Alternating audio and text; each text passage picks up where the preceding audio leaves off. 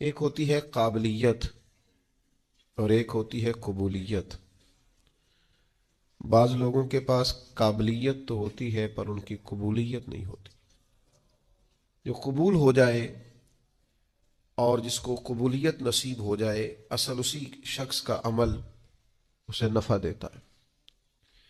اللہ کریم کے دو پاک نبی بیت اللہ شریف کی بنیادیں اٹھا رہے تھے، بلند کر رہے تھے۔ وَإِذْ يَرْفَعُ إِبْرَاهِيمُ الْقَوَاعِدَ مِنَ الْبَيْتِ وَإِسْمَاعِيلُ، جب اٹھاتے تھے ابراہیم علیہ السلام اس گھر کی بنیادیں، اور ان کے ساتھ اسماعیل علیہ السلام بھی تھے۔ دو نبی ہیں، پیغمبر ہیں، اللہ کی توفیق سے اللہ کا گھر بنا رہے ہیں، مشقت کر رہے ہیں، محنت کر رہے ہیں، کوشش کر رہے ہیں، بیت اللہ کی تعمیر کر رہے ہیں۔ تو رب کہتا ہے، پتہ ہے وہ مجھ سے کہتے کیا تھے؟ میرا ہی گھر بنا رہے ہیں، پر مجھ سے کہتے تھے ربنا تقبل منا، یا اللہ یہ خدمت ہم سے قبول فرما لینا، یہ قبول کر لینا۔ قبولیت بڑی نعمت ہے۔ کچھ لوگوں کے پاس قابلیت بڑی ہوتی ہے پر ان کی قبولیت۔ دو بھائی تھے، ملا فضل اور فیضی اکبر کے دربار میں، بڑے عالم تھے۔ قرآن مجید کی تفسیر لکھی ہے اور ایسے لفظ کوئی استعمال نہیں کیے جن پر کوئی نقطہ آئے، بے نقطہ تفسیر۔ بڑے بھائی کا حافظہ اتنا مضبوط تھا کہ وہ کسی چیز کو ایک دفعہ سنتا تھا تو یاد کر لیتا تھا۔ چھوٹے بھائی کا حافظہ اس طرح کا تھا کہ وہ دو دفعہ سنتا تھا تو یاد کر لیتا تھا۔ ایک شخص اپنا قصیدہ شاعری بادشاہ کے لیے لکھ کے لایا، تو اس نے جب دربار میں سنایا تو بڑا کہنے لگا، بادشاہ یہ تو شعر ہی میرے ہیں۔ اس نے کہا آپ کے کیسے ہیں؟ کہا میں سناؤں؟ تو آپ نے ابھی اشعار سنے ہیں، ایک دفعہ سن کے یاد نہیں ہوتے، کوئی بندہ دعویٰ نہیں کر سکتا کہ مجھے یاد ہو گئے۔ لیکن وہ بڑے بھائی کو چونکہ اس کا حافظہ اتنا زیادہ تھا، اس نے ایک دفعہ سنے اور اس نے سنا دیے، تو اب بادشاہ کو یقین ہو گیا یار حد ہو گئی، یہ تو نہیں نہ ہو سکتا کہ اس کو اس نے سنا دیے۔ تو چھوٹے والا کہنے لگا، بادشاہ سلامت یہ واقعی میرے بھائی کے شعر ہیں، یہ تو مجھے بھی آتے ہیں، کیونکہ وہ دو دفعہ سن کے یاد کر لیتا تھا نا۔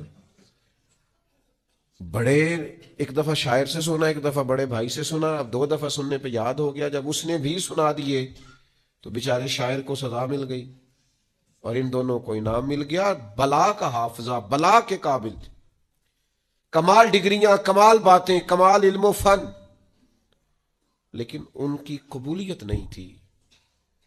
بادشاہ کے ناجائز کاموں میں بھی اس کو سپورٹ کرتے، فتوے دیتے، اور بادشاہ کو گمراہ کرنے میں انہوں نے بڑا کردار ادا کیا۔ اسی دور میں ایک مرد قلندر کو اللہ نے قبولیت عطا فرمائی، جن کو شیخ احمد فاروقی مجدد الفسانی کہا جاتا ہے۔ انہوں نے دین کی تبلیغ کی، کام کیا، خدمت کی، ان کی خدمت قبول ہوئی۔ مجدد صاحب کی کتاب مکتوبات جو انہوں نے خطوط لکھے تھے دنیا میں پڑھی جاتی ہے، اس سے لوگ فیض پاتے۔ او میرے بھائی، ابو جہل بڑا قابل تھا، ابو الحکم کہتے تھے لوگ اس کو، دانائیوں والا، حکمتوں والا، پنچایت کا آدمی، لوگ مشورے لیتے تھے، لیکن بڑا سمجھدار، بڑا معاملہ فہم، بڑا مدبر ہونے کے باوجود اس کی قبولیت، یہ قبولیت اللہ نے حضرت صدیق اکبر کو عطا فرمائی۔ ساری زندگی ہم نے قابل بننے پہ لگا دی، قبول ہونے پر توجہ ہی نہیں کی۔ قابلیت بھی پیدا کرے لیکن قیمتی جوڑا ہو اور محنت سے، شوق سے خریدا ہو، رنگ بھی پسند ہو، کپڑا بھی بڑا بہترین ہو، درزی کو دیا بھی جائے، لیکن اگر وہ درزی بھی کئی راتوں کا بیدار ہے، آنکھیں اس کی باہر آ گئی ہیں، اس نے سی کر کے دیا ہے، لیکن اگر تو اس کی تعریف ہو جائے تو پھر تو وہ خوش ہو جاتا ہے کہ بھئی کہتے ہیں کیا بات ہے جناب کی مہربانی، آپ نے کمال کر دی، تو مطمئن ہو گیا۔ لیکن اگر کسی نے کہہ دیا کہ یار تو نے تو حد کر دی ہے، یہ تو ناپ ہی پورا نہیں، ماپ ہی سارا غلط ہو گیا، تو مجھے بتائیے وہ ساری محنت فائدہ مند ہوئی کہ رائے کہاں گئی؟ جو قبول ہو جاتے ہیں نا، اصل بات ان کی ہے، قبولیت اصل چیز ہے۔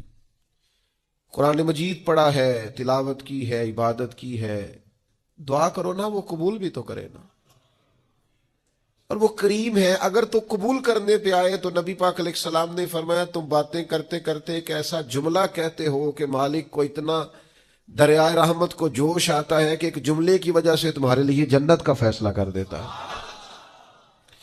جب تک اللہ کے حضور قبولیت کی انسان کے لیے نعمت میسر نہیں آتی، وہ اپنے تئیں جتنا مرضی عابد، زاہد، پارسا، نیک، سخی، صوفی، درویش، عالم، مفتی، پیر بن کے بیٹھا رہے، جب تک قبولیت نہیں، جب تک اس کے حضور، اللہ کے نبی کہتے ہیں، اللہ کا گھر بنا کے کہتے ہیں ربنا تقبل منا، یا اللہ مہربانی کر اسے قبول۔ بھائیو قبولیت بڑی ضروری ہے۔ عید والا دن تھا، حضرت فاروق اعظم رضی اللہ تعالیٰ عنہ نے نبی پاک علیہ السلام کے مصلی پہ کھڑے ہو کے لوگوں کو عید کی نماز پڑھائی، اور پھر اللہ کے محبوب کی امت کے مابین خوشیوں بھری، محبتوں بھری انہوں نے ملاقاتیں بھی کی، لیکن گھر گئے تو اچانک آنکھوں میں آنسو آ گئے، اور وہ آئے تو وہ تیز ہو گئے آنسو۔ تو گھر والی کہنے لگی آپ کا ہر جگہ یہی حال ہے، آج عید کا دن ہے مسرت کا اور آج بھی آپ رونے لگے۔ آپ فرمانے لگے تو ٹھیک کہتی ہے، مجھے بھی اندازہ ہے کہ آج خوشی کا دن ہے، عید الفطر ہے، روزے گئے ہیں تو رونا نہیں چاہیے، خوشی کرنی چاہیے۔ تو کہا پھر آپ کیوں رو رہے ہیں؟ تو فرمانے لگے بس کیا کروں، دل نرم ہے، ایک بات یاد آ گئی، اس نے رلا ڈالا ہے۔ کہ حضور کیا یاد آیا ہے؟ فرمانے لگے میرے دل میں خیال آیا ہے عید تو اس کی ہے نا جو قبول ہو گیا ہے، جس کے روزے قبول ہو گئے، جس کی نمازیں قبول ہو گئی، جس کی تراویح قبول ہو گئی، جس کا اعتکاف قبول ہو گیا، جس کی بیت اللہ کی حاضری قبول ہو گئی، جس کی روضہ رسول کی حاضری قبول ہو گئی، جو قبول ہو گئی۔ عید تو اس کی ہے، لیکن جس نے سارا کچھ کیا ہے پر قبول نہیں ہوا، تو اس کو پھر میری طرح رونا ہی چاہیے، اس کے لیے رونا ہی تو ہے۔ وہ یارو اگر وہ کرے قبول تو بڑا کریم ہے، ورنہ حال یہ ہے کہ فویل للمصلین، کچھ نمازیوں کے لیے بھی بربادی ہے، کچھ قاریوں کے لیے بھی بربادی ہے، کچھ ایسے صاحبان علم بھی ہوں گے جو صبح قیامت معاذ اللہ ثم معاذ اللہ، حضرت ابو ہریرہ فرماتے ہیں سب سے پہلا حساب ہی قاری کا، سخی کا اور شہید کا ہوگا، اور ان کی اپنی تصنع، ریاکاری اور دکھلاوے کی نیتوں کی بنیاد پر ان کے اعمال دھتکار دیے جائیں۔ دعا کرو اس کے حضور قبولیت ہو جائے، اگر تو وہ کر لے قبول ہو جائے مہربانی، تو حضرت صدیق اکبر جا کے حضرت بلال حبشی کو خریدنے کے لیے کھڑے، کہتے ہیں میرا گورے رنگ والا غلام رکھ لے، یہ کالا حبشی غلام مجھے دے دے۔ تو وہ حضرت بلال جس کے غلام تھے وہ کہنے لگا اگر میں ساتھ پیسے بھی مانگوں، تو کہا جتنے تو کہے، پیسے بھی دوں گا، پڑھا لکھا خوبصورت غلام بھی دوں گا، پر یہ حبشی نسل سیدنا بلال مجھے دے دے۔ تو وہ شخص کہنے لگا ابو بکر سیاڑے تاجر ہو، زندگی تجارت میں گزری ہے، کیسا سودا کر رہے؟ تو حضرت صدیق رو پڑے، کہنے لگے تمہیں اس حبشی کی شان کا نہیں نہ پتا، یہ قبول ہو گیا ہے، یہ قبول ہو گیا ہے، جو تو ہو گیا نا قبول، جس کی تو ہو گئی قبولیت، جس پر تو ہو گیا فضل، تو وہ تو نجات پا گیا اور فلاح پا گیا۔ لیکن قابل بڑا تھا، قیمتی بڑا تھا، رنگ بڑا خوبصورت تھا، قد بڑا اونچا تھا، اور باتیں بڑی آتی تھیں، پر قبولیت نصیب اگر وہ مہربانی کرے، اگر وہ رحمت کرے، اگر وہ عطا کرے اور وہ کہہ دے کہ تو قبول ہے، تو پھر تو بات بن گئی۔ دیکھو نا یہ قبول ہوئے۔ صحابہ فرماتے ہیں ایک شخص زرہ پہنے حضور کی بارگاہ میں آیا کہ یا رسول اللہ پہلے جہاد کروں کہ پہلے کلمہ پڑھوں؟ تو نبی پاک نے فرمایا تو پہلے کلمہ پڑھ پھر جہاد کر۔ نے کلمہ پڑھا، جہاد کیا، شہید ہو گئے، حضور اس کے سرانے کھڑے ہیں، دیکھو قبول ہو گیا۔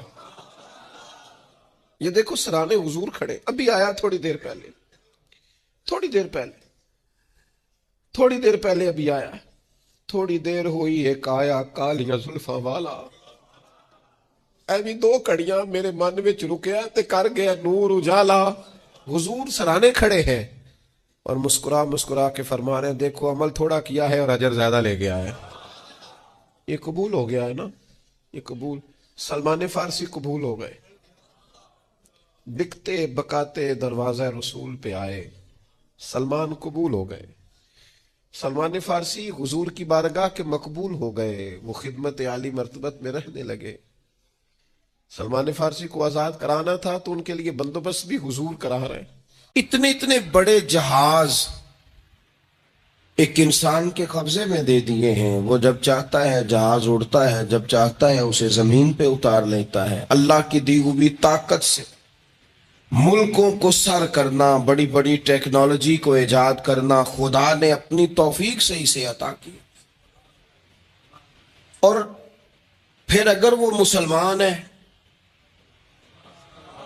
پھر اگر وہ حضور کا غلام ہے، تو پھر تو فرمایا کنتم خیر امت اخرجت للناس، انسان ساری مخلوق میں افضل ہیں، اور میرے محبوب کا کلمہ پڑھنے والے سارے انسانوں میں سب سے افضل ہیں۔ ان کو اللہ نے اور زیادہ فضیلتوں سے برکتوں سے مالا مال کیا۔ یہ وہ مخلوق ہے، یہ وہ لوگ ہیں، یہ وہ امت ہے کہ جو صرف ارادہ کرتی ہے نیکی کا، کرتی نہیں، ارادہ کرتی ہے تو اللہ نیکی کرنے کا اجر عطا فرما بھی دیتا ہے۔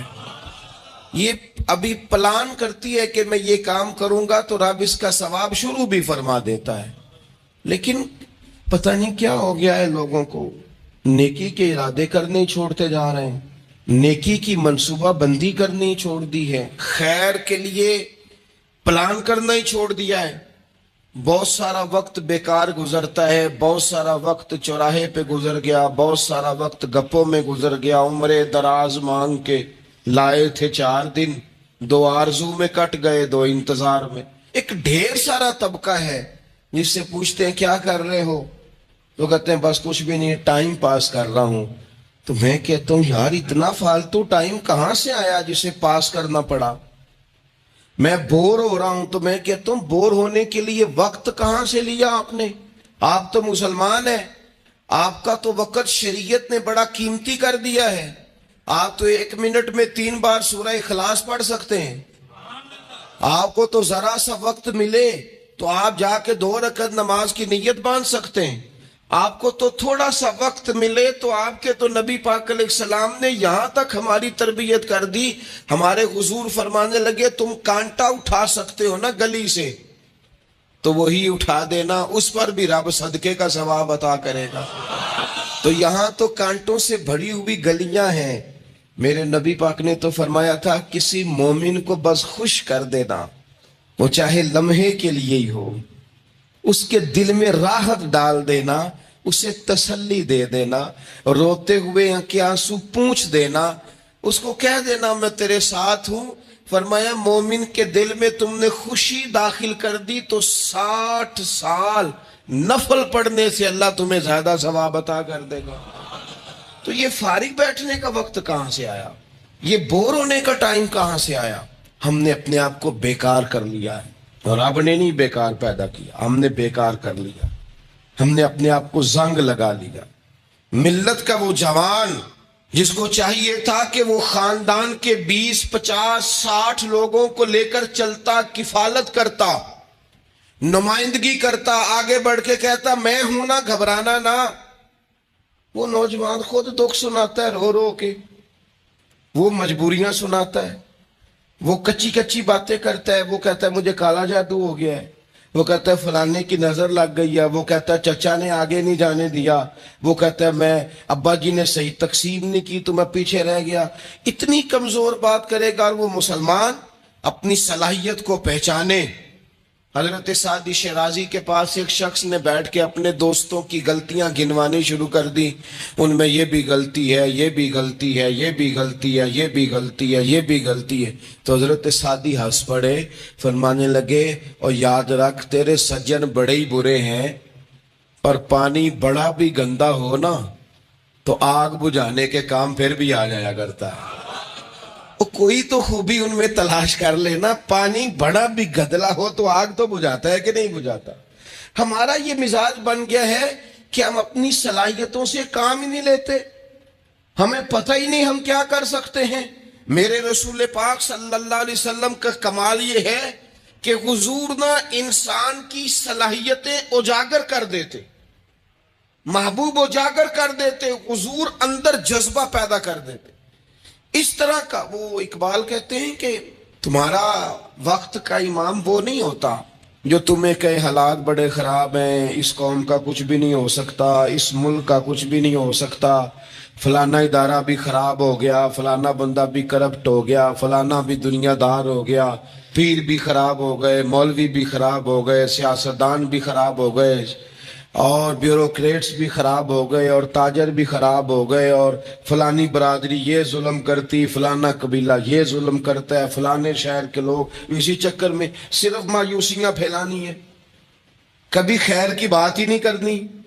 لیکن اقبال کہتے ہیں کہ ہے وہ تیرے زمانے کا امام برحق جو تجھے حاضر و موجود سے بیزار کرے اور موت کی شکل میں دکھلا کے تجھے جلوہ یار زندگی تیرے لیے اور بھی دشوار کرے، وہ تیرے اندر رمق پیدا کرے۔ آج جو حاجی غار سور پہ جاتے ہیں تو یہ لوگ پانی کی بوتل ان کی بغل میں ہوتی ہے، رستے میں 3-4 جگہ بنی ہوئی ہیں، پانی پئیں، چائے پئیں، جوس پئیں، بندوبست ہے، آپ کے کھانے پینے کے لیے آپ چیزیں خرید سکتے ہیں۔ اوپر جائیں تو وہاں بھی سارا کچھ بیٹھنے کا بہترین اہتمام ہے۔ جب حضرت صدیق اکبر گئے تھے تو دن کو نہیں گئے تھے، رات کو گئے تھے، اور جناب اسماء بنت ابی بکر جب رات کو کھانا لے کے جاتی تھی تو وہاں تو دن کو آج بھی 1400 سال کے بعد بھی آبادی کوئی نہیں۔ اس وقت کیا منظر ہوگا، اور اب رستہ بن گیا، تب تو رستہ بھی نہیں تھا۔ تو حضرت اسماء کہتی ہیں میں اکیلی روٹی پکاتی تھی،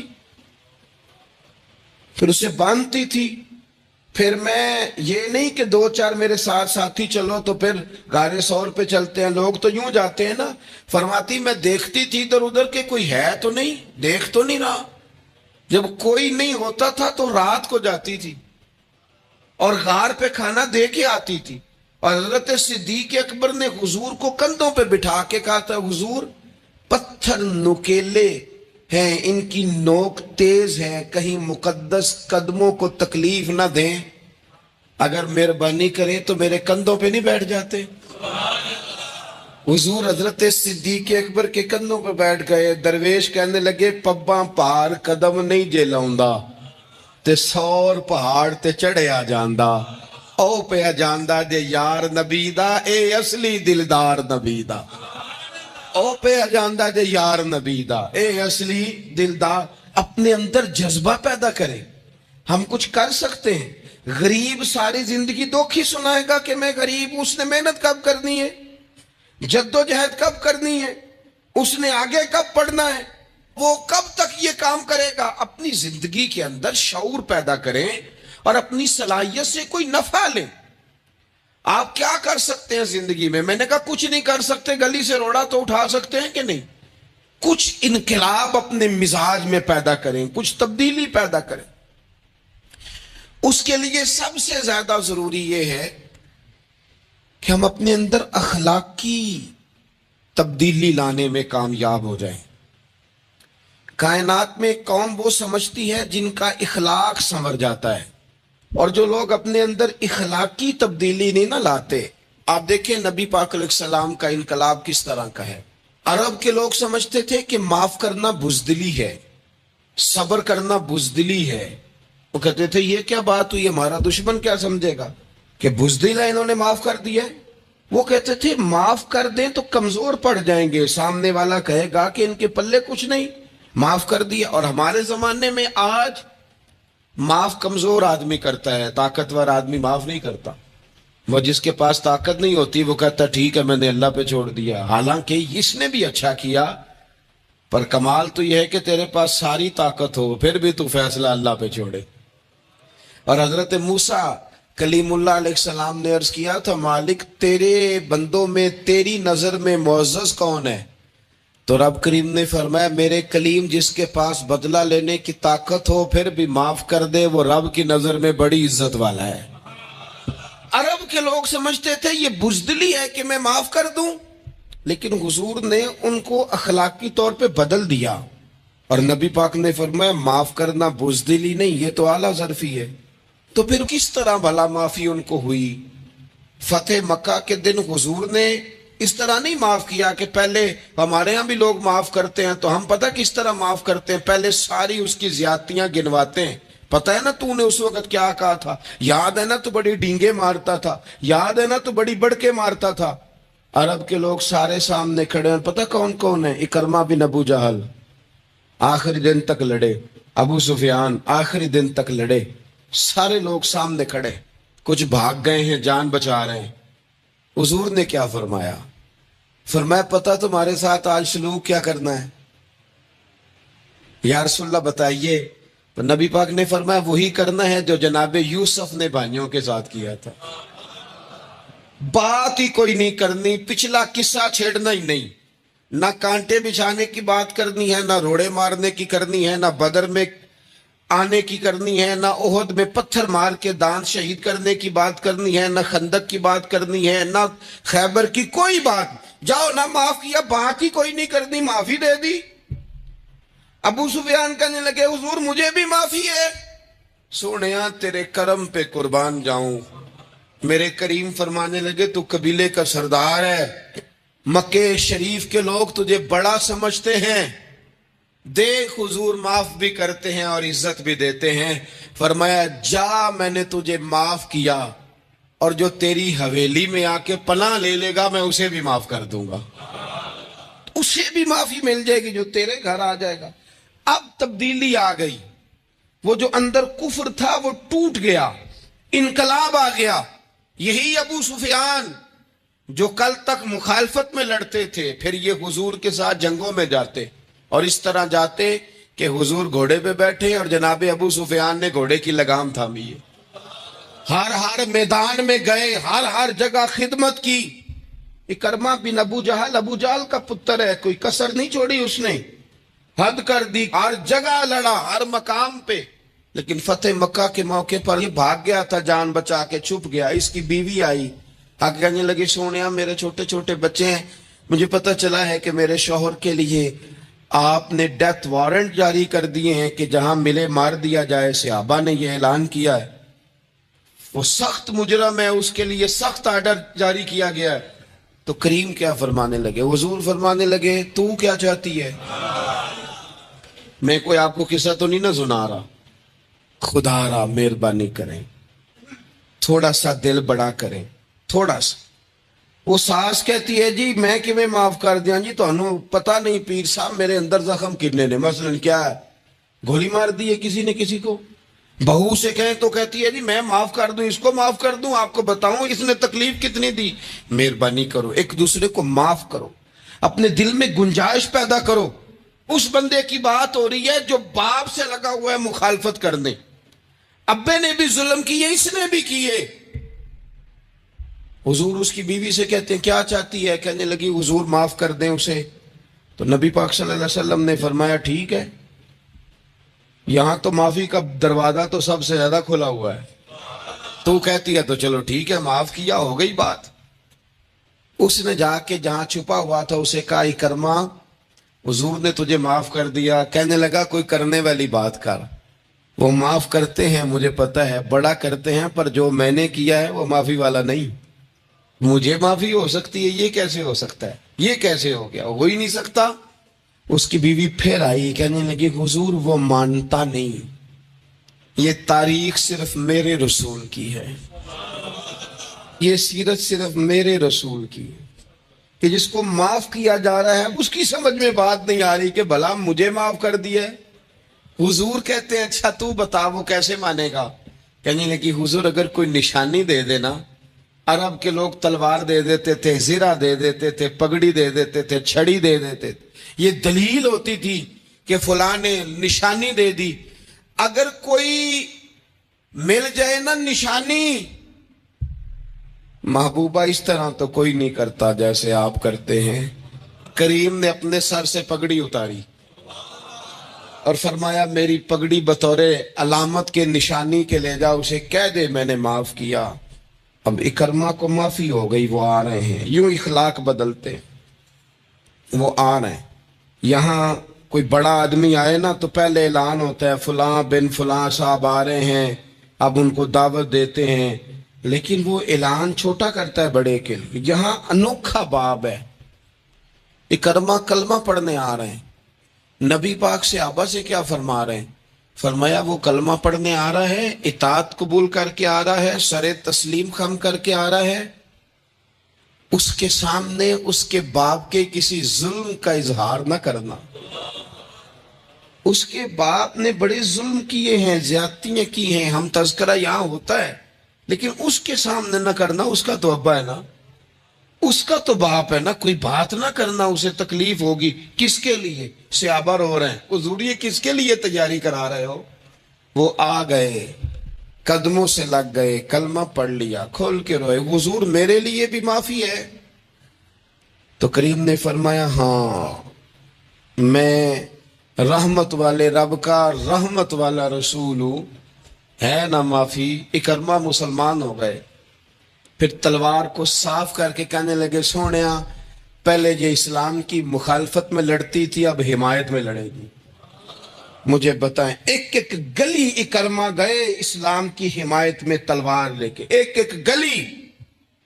اور آپ پچھلے جہاد میں بھی گئے تھے, اس جہاد میں نہ جائیں تو کہنے لگے کفارہ نہیں ادا کرنا, پچھلے داغ نہیں صاف کرنے. میں جاؤں گا, گلی گلی جاؤں گا, نگر نگر جاؤں گا, جھنڈا لے کے جاؤں گا, میں بتاؤں گا کہ جب کوئی مدینے والے کے پاس آئے تو رب دل بدل دیا کرتا ہے.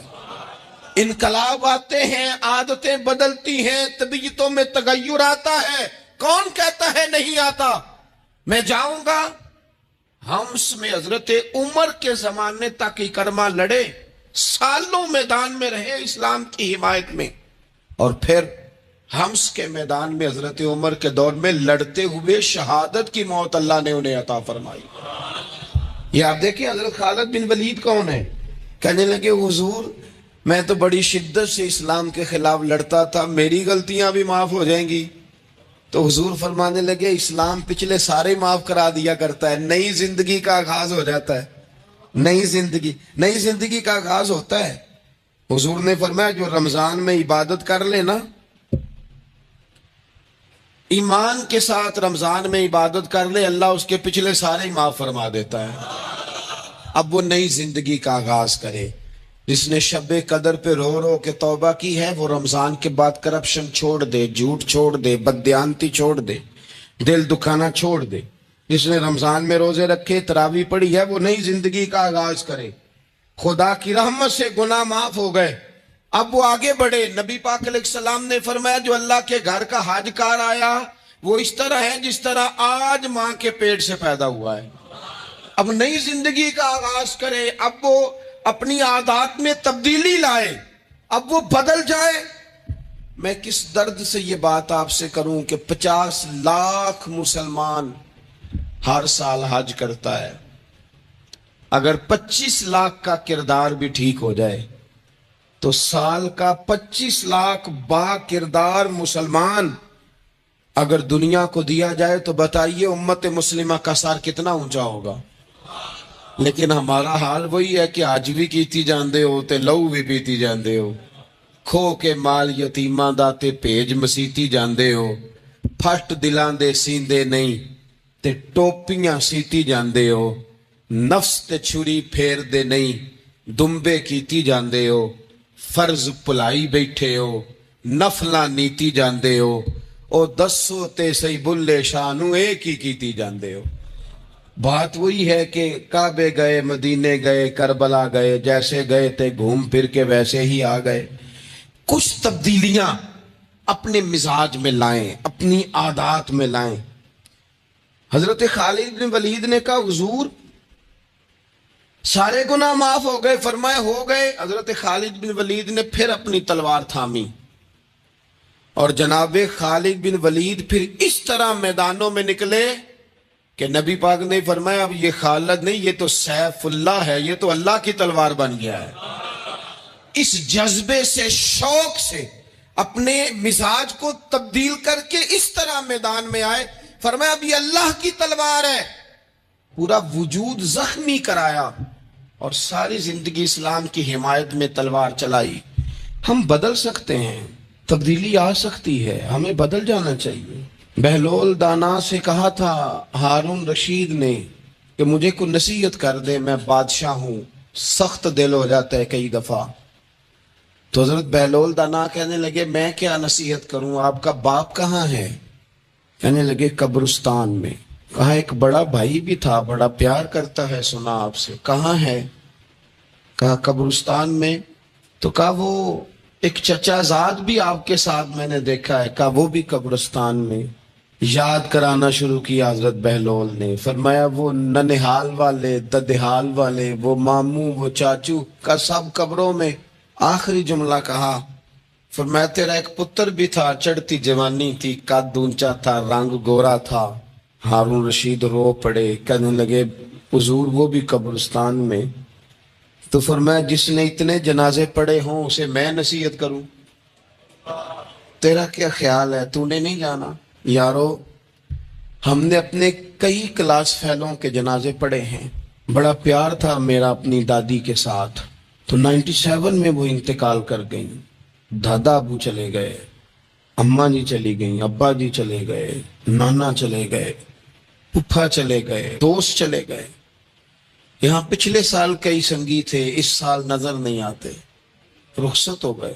او سنگیو یہ تو ساری تیاری ہے، ہم نے بدلنا کب ہے؟ اب تو ہمارا بڑھاپا آنے کو ہے، اب تو بال سفید ہونے کو. تبدیلی کس وقت؟ اللہ تعالیٰ نے قرآن مجید فرقان حمید کے اندر فرمایا اللہ ولی الذین آمنوا یخرجہم من الظلمات الی النور.